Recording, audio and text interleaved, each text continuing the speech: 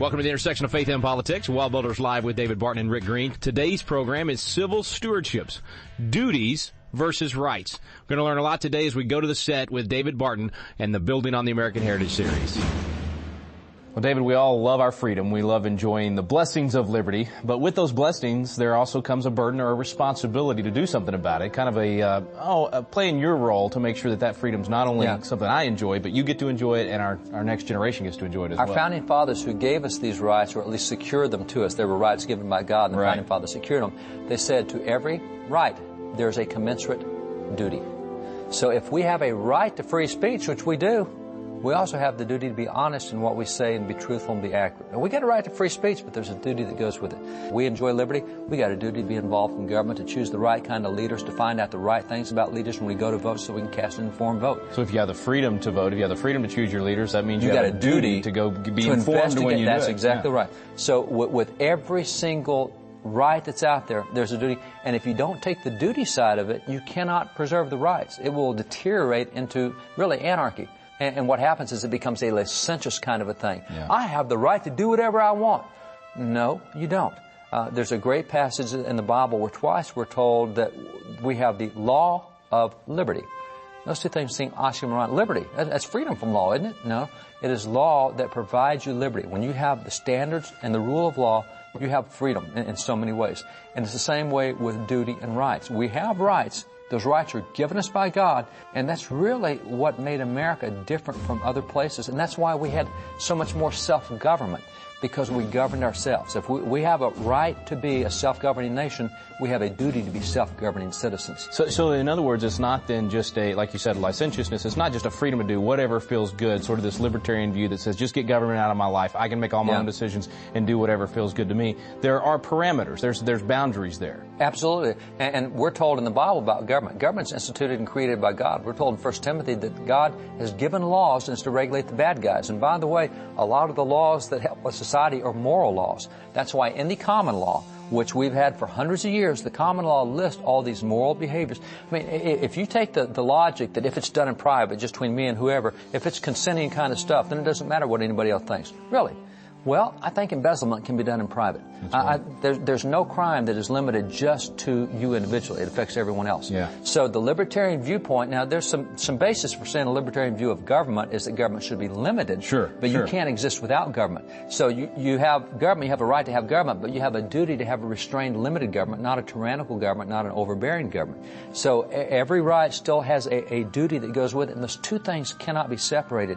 And when you separate them, you turn from freedom to anarchy, whether it's individual anarchy or anything else. And that's really what we've seen the rise of in America. We now have all these anarchist groups that show up to protest whenever there's economic conferences or whatever. We've seen the rise of things that we haven't seen in America in a long time.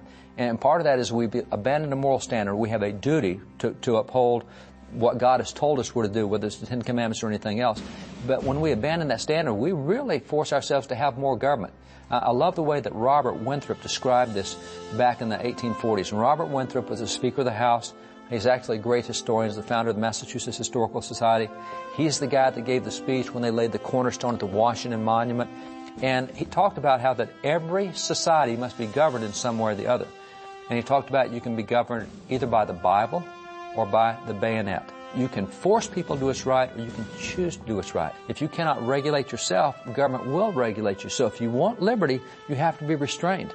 Is that why the difference really between how the French went with the French Revolution and the Americans with the American Revolution? Because they really did do the kind of total libertarian idea of everybody just do whatever feels good. That's really where they went. Where with us, there was a biblical foundation that said, yes, you have freedom, but it's not to do anything you want. You've got to govern yourself, as you said. Well, you take the French example, where the French did have a very licentious view. And theirs was a secular view of liberty as well. You look at their motto, it doesn't involve God. It doesn't involve individual rights. They've got fraternity and all these other things, but there's no God anywhere in that. We had God in ours from the center, and that was our paradigm.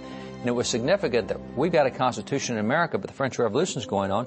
French Revolution, they had 3 revolutions. They had one in 1789, they had one in 1793, 1796. They ended up having 15 total since we've had our first. But Washington is President of the United States, and he's watched France go through 3 revolutions, and we're stable over here. I mean, we had come out of instability. We've now been stable. He gives his 3rd and 4th annual addresses talking about the unprecedented stability and prosperity in America. And here's France, turmoil after turmoil, turnover after turnover. And he, in his farewell address, which we used to study in school for generations, gave the warning and distinction of do not let that French mentality come here. The French say you can be moral through education, that we can just teach you what's right and wrong and you'll be great. Over here, we know that morality comes only through religion. And said, what Washington said, he said, let us with caution, be really careful, let us with caution indulge the supposition that morality can be maintained without religion. In other words, French are saying, hey, you can be moral without religion. He says, you be really, really careful. That's a dangerous philosophy. He said, whatever may be conceded to the influence on refined education on minds and peculiar structure, whatever you think the power of education is to change the minds of kids, he said reason and experience both forbid us to expect that national morality will prevail in exclusion of religious principle. So he's saying if you go that direction, if you leave the religious principle out, you're not going to get the morality just from teaching. You will not get it, and if you don't get the morality, you will never have national stability. You only have a stable nation when you have a moral nation. And morality only comes from not education, it comes from religion. And that's why Washington was very explicit. John Adams, 2 years later, same thing. John Adams is now in what's called the quasi-war with France. 1798, we're in the middle of this quasi-war with France.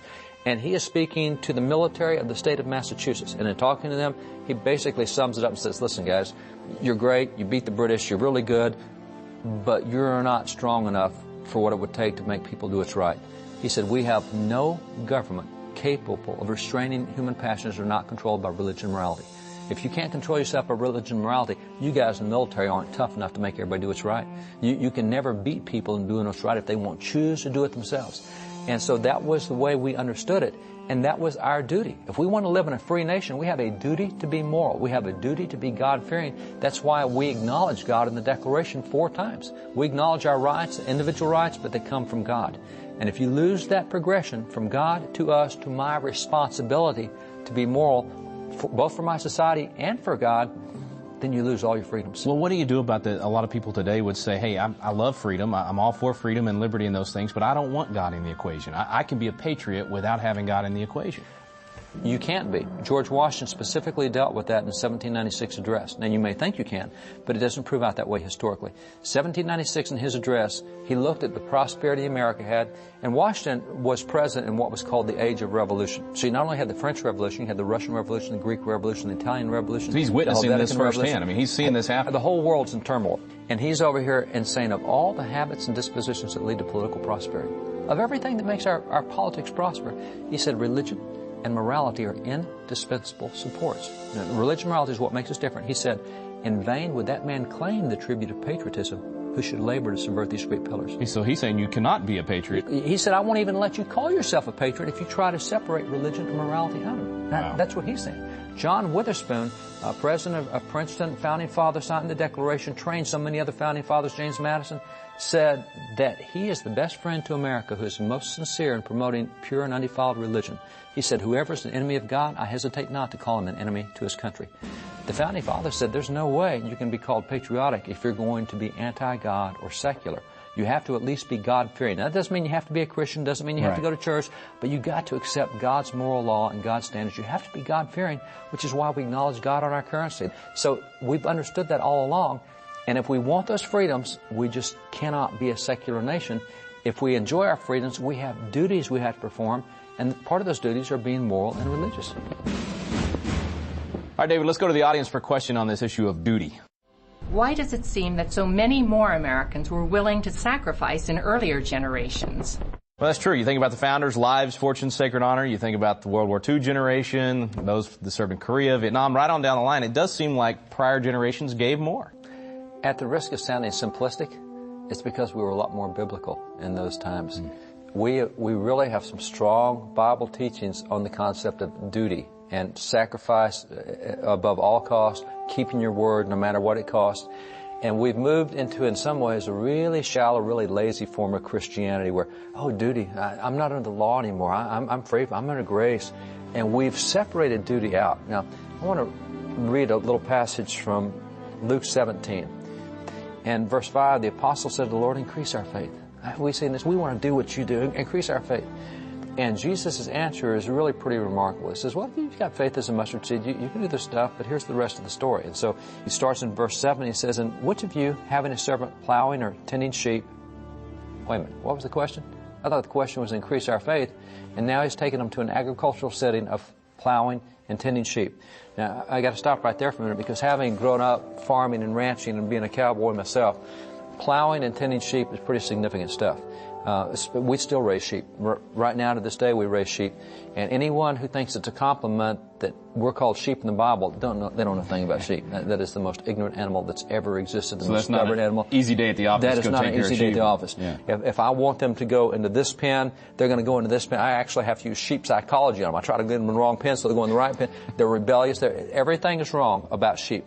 So what it says a whole lot about the shepherd, but not a lot about the sheep. When it says that he's the great shepherd, that's significant. If you can put up with sheep 12, 14 hours a day, in a farming or ranching life, as we said, you work from can see to can't see. From time light comes up, time it goes down. And if you have to trail those sheep around all day and they're wanting to go off on their own, you got to get them back. That is exhausting work. It's psychologically exhausting, it's physically exhausting, and if you've got to fight off the bears or the lions or whatever's coming after them, it's dangerous work, so it's not easy. He says, suppose one of you is tending sheep all day. Or, by the way, suppose one of you is plowing.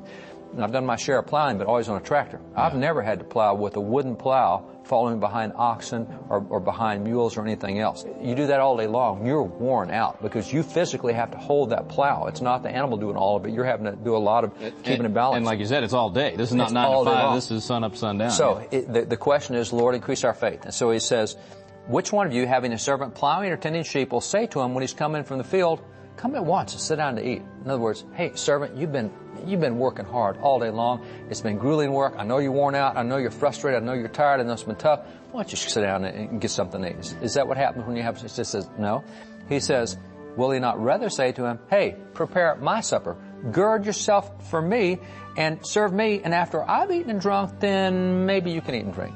So you've been doing a day-long work. You're now after dark. You come in and you're wore out, and your master says, hey, you're not done yet. You got a second job going on here. You need to come take care of me. You wait on me. You feed me. You take care of what I want, and then maybe if there's any time left over, you can take care of yourself. So that's the next step. Then he says, does he thank that servant because he did the things that were commanded him? So he's been in the field all day. He's now waiting on his master all night. And did the guy even tell him, thank you for being in the field all day, or thank you for taking care of me? He says, no, he didn't thank him. He says, did he thank that servant because he did the things that were commanded him? I think not. He says, so likewise, when you've done all the things which you're commanded, you should say, we're unprofitable servants. We've done that which is our duty to do. The answer is, if you want to increase your faith, if you want to be spiritually mature, you got to learn to work really hard, sometimes twice, have nobody thank you or appreciate what you do, and you still keep doing it. And you say, hey, it was my duty. That's tough teaching there, David. I mean, I got to admit, I'll go out there and I'll work hard. Maybe I'm helping my dad or somebody in the field. But I'm kind of thinking about, boy, they're really going to be happy I'm doing this. I want that praise. That's just our natural inclination. It's our natural inclination. He's saying do your duty, not looking for that praise, but just because it's your duty. And you do all these things and don't get thanked. And I mean, it's really hard to keep your marriage off the rocks and do all the thing and get the kids and raise the kids and keep the income and take care of the family. And nobody says thank you. Well, I'm quitting. No, you still do your duty. Even if nobody appreciates it, if nobody tells you, you still go out there and work your tail and you work really, really hard. Now, that's the kind of biblical teaching that we instilled in previous generations. That's why the word duty was a big thing in previous generations. If you read the Founding Fathers' writings, you will find the word duty all over the place. Now, military still teaches the concept of duty, but they're probably about the only institution left in America that does. We don't teach it in the family. You can't get involved in adultery. You have a duty to be faithful. Well, we don't teach that. Well, they must have also been really teaching that within the church and the family because we didn't have a military yet. That's right. And yet when they were called upon, when the Declaration of Independence was signed, hey, people came out of the woodwork to say, I'll be part of it. That's exactly right. They had a sense of duty. They had a sense of duty. And see, this is the other thing significant, even in the political realm. We used to call them public servants. We now call them public officials, and that's a terrible thing. We don't want officials. We want servants, public servants.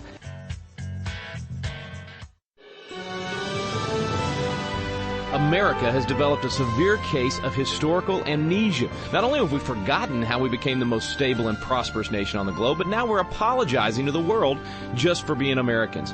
How did this happen? It came as a result of 5 specific historical attacks launched over the past century that have now found a permanent home in American media and education. You can learn how each of these 5 attacks have negatively affected the nation, how to quickly identify them, and then negate their harmful influence so that Americans can once again regain an understanding of our greatness and preserve it for generations to come. Get the CD by David Barton called Keeping the Truth in History. It's available right now at wallbuilders.com.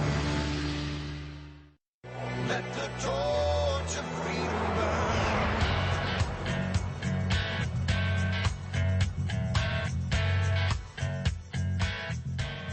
This is probably shocking for a lot of folks, but the way we used to choose political officials was we went into the ballot, at the time of the Founding Fathers, we went into a ballot box with a blank piece of paper, and we would say, for Senator, I want Rick Green for Senator. I'll write that down.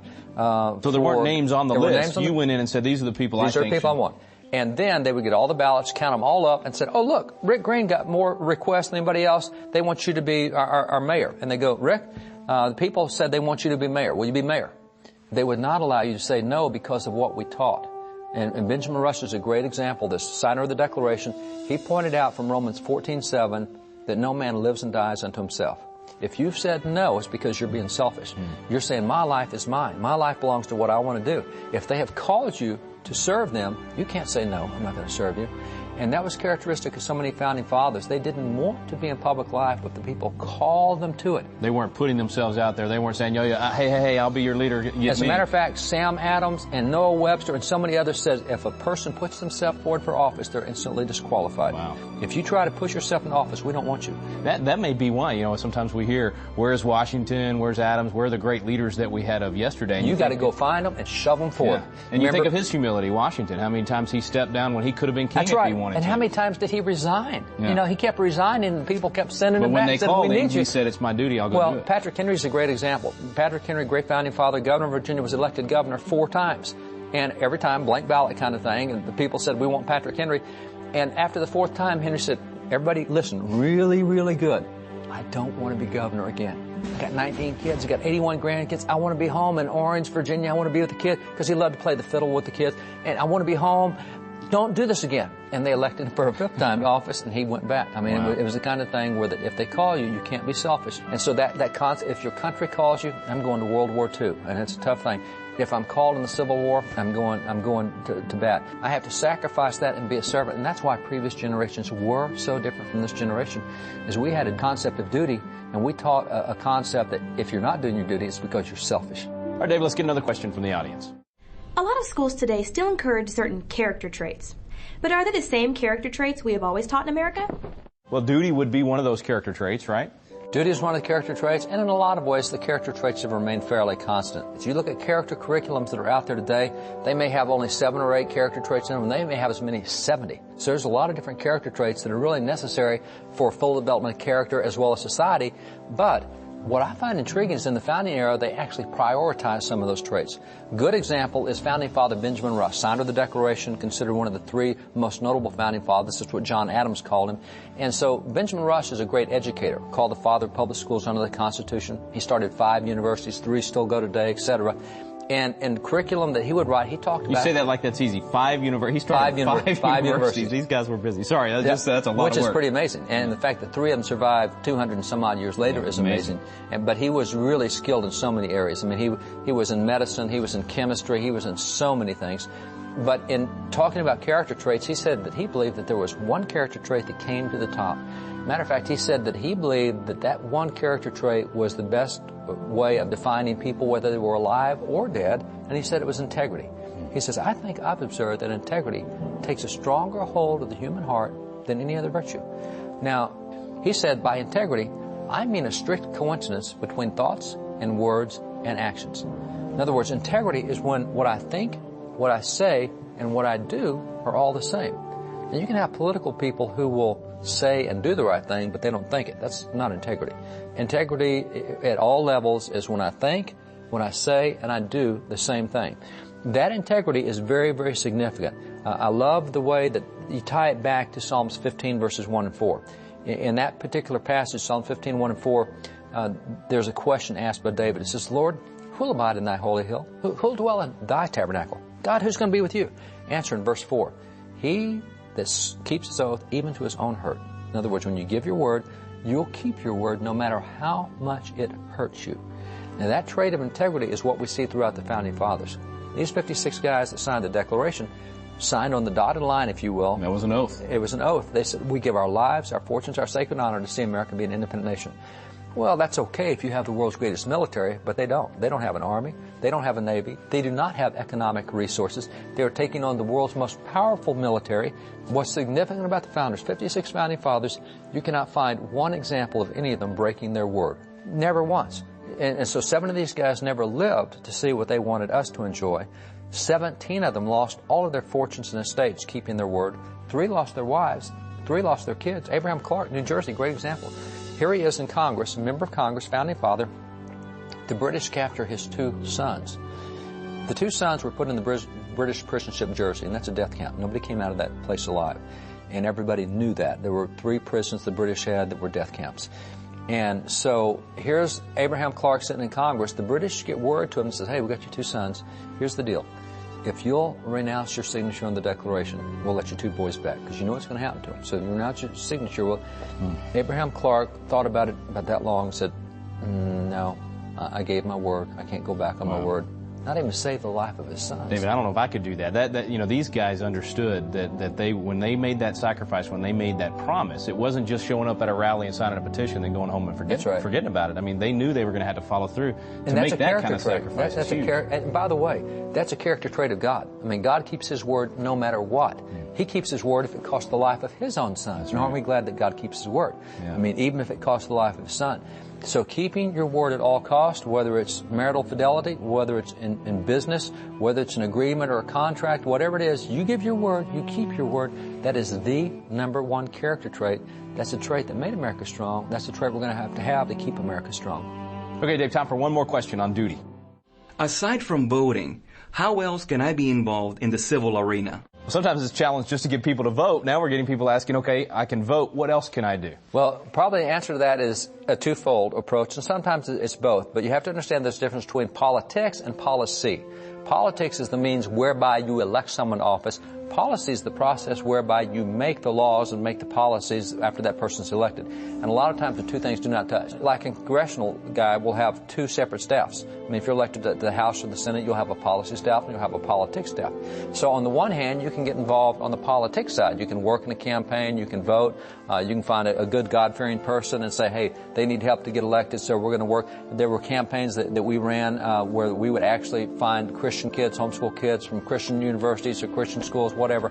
And in the last 14 days, 10 days of a campaign, we specifically looked at national races where someone would be 1 point up or 1 point down really close, and we'd take 100 Christian kids and would bus them into that campaign, and they'd spend 2 weeks there or maybe a week there, and they would work, they'd pass out literature, they'd make calls, they would stand on the corners with signs, whatever. Because that's one that's close enough where a big push like that that's right. Get your candidate over. 100 Christian kids, and we won 5 out of every 6 races doing that. So it was enough to push it. That's a really big deal. If you've got a godly person who'll go into the U.S. Senate or the House of Representatives, I mean, get involved in their campaign. And that's sometimes young people that aren't even old enough to vote yet. That's you're right. talking about. Oh, so they don't have to be voters. You betcha. Yeah. They can be 12 years old and be sticking stamps on envelopes. Everybody can get trained for that really early. But sometimes we think that's the end of it for us as citizens. If I vote or I influence the election, once the election's over, now there's nothing I can do because they're in session. Is that true? Not true. That's where you go down to your local state rep or state senator. You go down to your congressional office and say, hey, I've got an hour a week I'd love to give you guys. It's unbelievable how they'll respond to that, how impressed they are. Oh, man,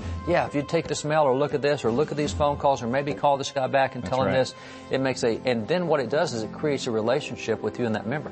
And when you have a relationship, you have a louder voice than when you don't have a relationship. That's right. And so that's an easy thing to do on the policy side. So you can get involved in the politics side or the policy side, or You can do something like recruit someone to run for office. Yeah. You know, that school board's got to change. And I know a guy I go to church with that'd be really cool on the school board, and he'd be the deciding vote or whatever. Recruit someone for school board or for state rep or for mayor or city council or public utility district that you recognize in them the potential to be a great leader. You got to do this. We need you. I mean, you're exactly what we want on city council or whatever. Or you may be the one that they're coming to, right? I mean, you said earlier, you were talking about how the Founding Fathers were willing to go. They were willing to sacrifice when called upon. So if somebody watching right now is the one that others are coming to saying, hey, you'd be really good at school board or whatever, be willing to say yes. Don't blow it off and say, oh, no. Don't be selfish. Your life doesn't belong to yourself. If you can serve your community, if you can serve constituents and be a servant, be a God-minded servant, that's exactly what you want to do. So there's a lot of ways to be involved. Sometimes it's a matter of looking at legislation and letting people in your church know, hey, you need to call about this bill or about this issue. Sometimes it's creating voter guides for people. I know people that live in a community, and they will look at everybody on the ballot, and they'll go down and say, well, I'm going to vote for these guys, and then they'll copy that, and they'll pass it out to every neighbor. Say, you may not know who's in this election, but I've really studied all these guys, and let me show you who I'm going to vote for. And neighbors love recommendations they like do. that. And David, we should share with our viewers, ChristianVoterGuide.com is a great resource for people if they want to fulfill whatever that role. state you're in. Want to be the one sharing it. That's you can go to that particular website and click on your state. You get a voter's guide for your state, and you can pass that out to all your neighbors, which is good information. It's like rebuilding the wall with Nehemiah. There's a lot of places on that wall. Not everyone's the same, and you don't have to look like everybody else that does it, and you're not rebuilding the same part. But find a place on the wall, get involved, and do something to rebuild the country. Well, thanks for joining us today, folks. That was a special episode from Building on the American Heritage series called Civil Stewardship, Duty versus Rights. You can get the entire Building on the American Heritage series program in a box set with all 13 programs by going to our website at wallbuilders.com. Thanks for joining us today on Wall Builders Live.